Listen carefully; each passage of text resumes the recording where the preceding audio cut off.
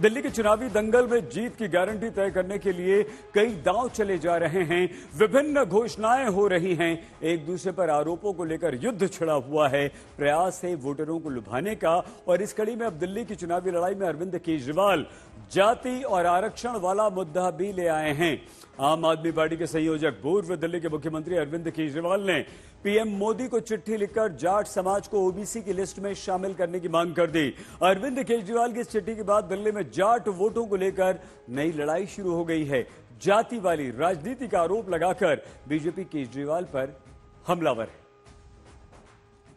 किसी भी संस्था जैसे दिल्ली पुलिस हो गई, डीडी हो गई, उसमें नौकरी लेने जाते हैं तो दिल्ली के जाट समाज को उसमें रिजर्वेशन नहीं मिलता। बड़ी इंटरेस्टिंग बात यह है कि राजस्थान का जो जाट समाज है उनका नाम केंद्र की ओबीसी लिस्ट में है।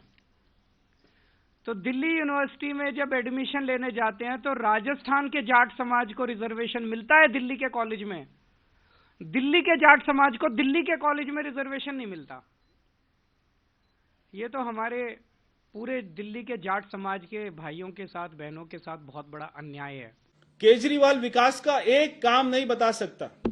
आज वो कहते हैं कि, और वो पत्र लिखते हैं प्रधानमंत्री जी को कि सेंटर की ओबीसी लिस्ट में जाटों को डालना चाहिए। एक व्यक्ति जो कहता था कि मैं तो धर्मनिरपेक्ष हूं, हमको सारे समाजों को लेकर चलना चाहिए, आज उसको जाटों की याद आ रही है। तो ये बात अच्छी तो है, मगर जाट लोग सारे समझ चुके हैं कि ये फर्जीवाल नहीं, केजरीवाल ये कितना ज्यादा झूठ बोलते हैं। एक जाट समाज का बच्चा, एक बेटा प्रवेश वर्मा उनके खिलाफ चुनाव लड़ रहे हैं, तब से अरविंद केजरीवाल की उल्टी सांस चलने लगी है।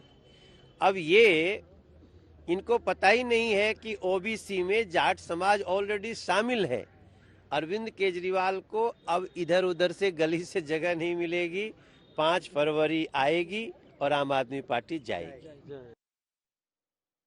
और आइए अब ये समझते हैं कि दिल्ली में आखिर जाट वोटरों को लेकर घमासान क्यों शुरू हुआ। दरअसल दिल्ली में जाट वोटरों का दबदबा रहा है। दिल्ली में करीब 10% जाट मतदाता हैं, जबकि 8 सीटें ऐसी हैं जहां सीधे तौर पर जाट जो हैं वो जीत तय करते हैं। और अगर इन 8 सीटों की हम बात करें तो बीजेपी के खाते में एक भी सीट इस समय नहीं है, 0। जबकि आम आदमी पार्टी का 8 सीटों पर कब्जा है। अब दिल्ली के गांवों और सीमाओं से लगे क्षेत्रों में जबरदस्त जाट वोटर हैं।